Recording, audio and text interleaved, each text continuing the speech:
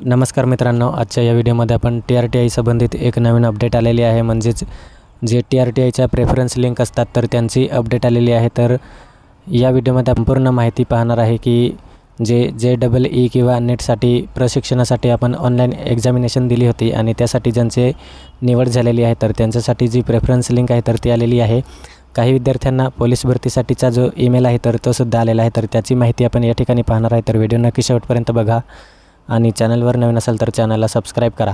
आपण जी TRTIच्या official website आहे त्या ठिकाणी व्हिजिट केलेलं आहे आणि या ठिकाणी आपण पाहू शकतो पहिली जी टॅब दिलेली आहे आपल्याला, आपण या ठिकाणी पाहू शकतो महाराष्ट्रातील अनुसूचित जमातीच्या उमेदवारांसाठी JEE व नेट परीक्षांचे पूर्ण प्रशिक्षण देण्यासाठी प्रशिक्षण संस्थांची निवड करण्याबाबत स्वायत्त अभिव्यक्ती.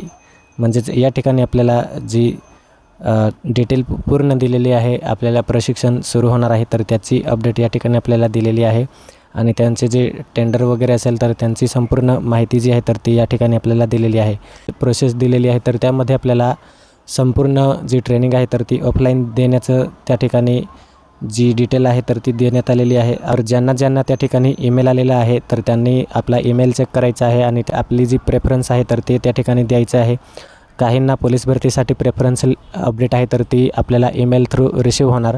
काही विद्यार्थ्यांना जे ईमेल आहे तर ते ऑलरेडी आलेले आहे. तर आपले जे ईमेल बॉक्स आहे तर ते आपण त्या ठिकाणी चेकआउट करत राहायचे आहे आणि त्यानंतर जी लिंक आहे तर ती त्या ठिकाणी प्रेफरन्ससाठी ओपन होणार आहे आणि आपले जे इन्स्टिट्यूट सिलेक्शन वगैरे असेल तर ते त्या ठिकाणी आपल्याला द्यायचं आहे. तर या ठिकाणी जी ईमेल आलेला आहे पोलीस भरतीसाठी तर तो आपण या ठिकाणी पाहणार आहे. या ठिकाणी आपण पाहू शकतो पोलीस प्रशिक्षण आणि मिलिटरी प्रशिक्षण पूर्व महत्त्वाची सूचना या ठिकाणी आपल्याला दिलेली आहे. आपल्याला अशा प्रकारचा जो ईमेल आहे तर तो रिसीव होणार आहे आणि खाली आपल्याला दिलेला आहे प्रिय अर्जदार पोलीस प्रशिक्षण आणि मिलिटरी प्रशिक्षण पूर्वी महत्त्वाची सूचना.